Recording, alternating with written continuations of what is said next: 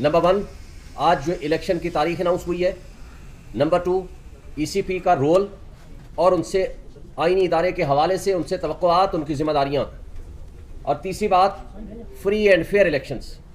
आज का दिन खुश आइंद है इस लिहाज से कि कम से कम आज एक तारीख का तयन हो गया सबकी रजामंदी से।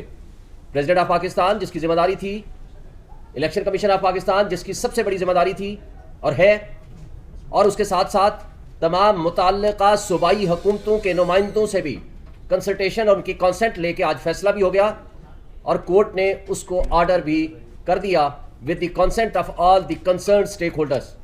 मैं समझता हूँ कि इस लिहाज से आज का दिन खुश आइंद है।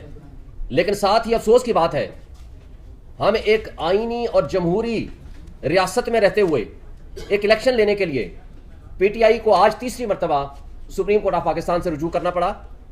आइन के मुताबिक इलेक्शन 60 दिन या 90 डेज में होने चाहिए थे, मगर बदकिस्मती से 2 सूबों में KP और पंजाब में कोई 13 महीने के बाद इलेक्शन होगा और वेयर नेशनल असम्बली सिंध और बलूचिस्तान में 6 महीने के बाद इलेक्शन होगा।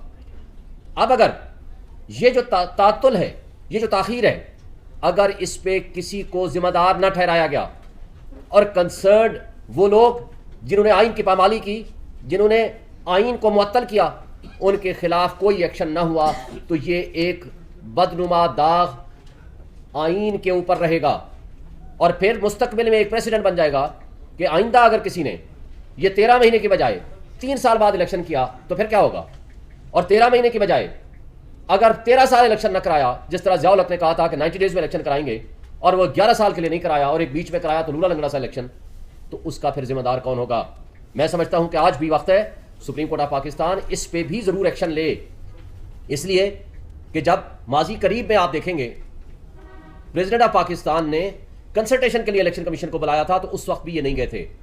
प्रेसिडेंट ने 9 अप्रैल की पहली तारीख दी, फिर सुप्रीम कोर्ट के हुक्म पे प्रेसिडेंट ने with the consultation of election commission 30 अप्रैल की तारीख दी थी, लेकिन इलेक्शन कमीशन ने उसको 8 अक्टूबर में कन्वर्ट कर दिया था और 6 महीने हमारे कान पक गए थे कि जी 8 अक्टूबर को इलेक्शन हो रहे हैं, लेकिन 8 अक्टूबर हवा में तहलील हो गए।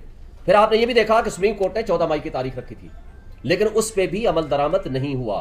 फिर प्रेसिडेंट ने 6 नवंबर की तारीख को प्रपोज करके भेजा था, उस वक्त इलेक्शन कमीशन ने जनवरी की तारीख रखी थी। लेकिन जिसको कहते हैं देर आयत दुरुस्त आयत, हम इसमें सुप्रीम कोर्ट को ये क्रेडिट देते हैं कि उनकी इंटरवेंशन से और सुप्रीम कोर्ट के डायरेक्शन पे आज ये फैसला आया है, इस लिहाज से खुश आइंद है। लेकिन इस तारीख धब्बे को भी धोना पड़ेगा और उन किरदारों का तयन करके उनको सजा भी देनी पड़ेगी। अब आते हैं इलेक्शन कमीशन की तरफ। देखें, इस वक्त इलेक्शन कमीशन की जिम्मेदारी सिर्फ एक है, आईनी इदारा है, उनका एहतराम और उनसे जो जिम्मेदारियां हैं, जो उनकी कॉन्स्टिट्यूशनल ड्यूटीज़ हैं, उनको वो समझने की ज़रूरत है। वो अगर कमज़ोरी दिखाएंगे, वो अगर इम्पार्शल नहीं होंगे, पार्शल हो जाएंगे, वो किसी की जानिबदारी शुरू कर देंगे या किसी के हाथों में खिलौना बन जाएंगे, तो अफसोस से कहना पड़ेगा, तो फिर ना उनका एहतराम होगा और उनके ऊपर तनकीद भी होगी, उनके ऊपर मिसट्रस्ट भी होगा।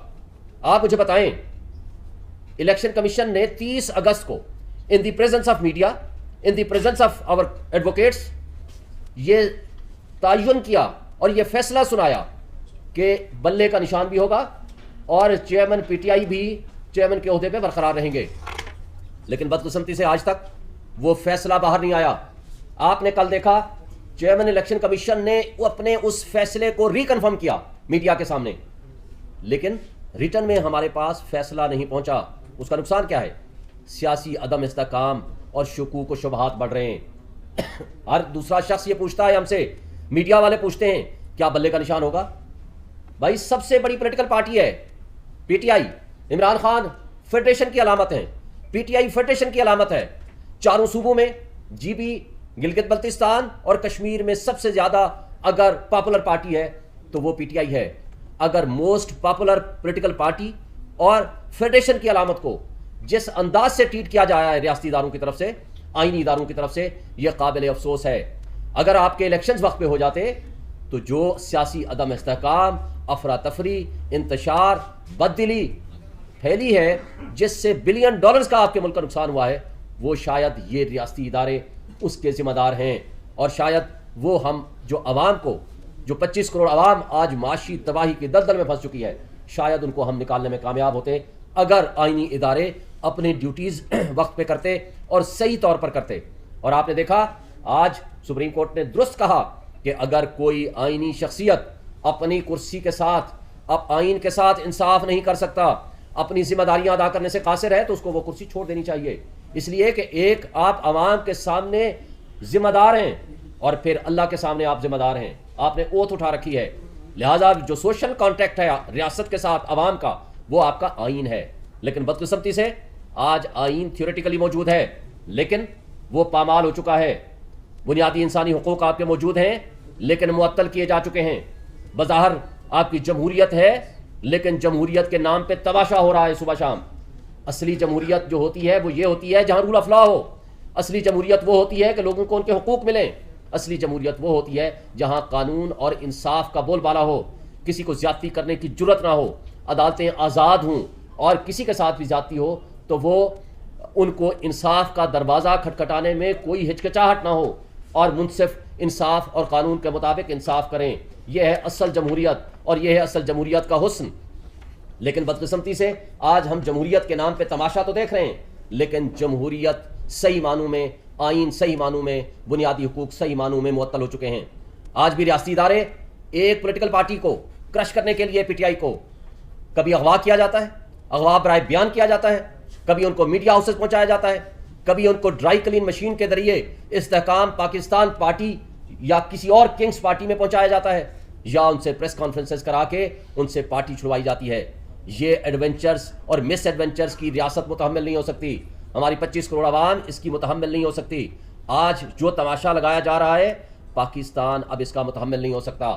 آپ کی نیشنل سیکورٹی ایٹ رسک ہے, آپ کی معیشت تباہی کے دہانے پہ پہنچ چکی ہے.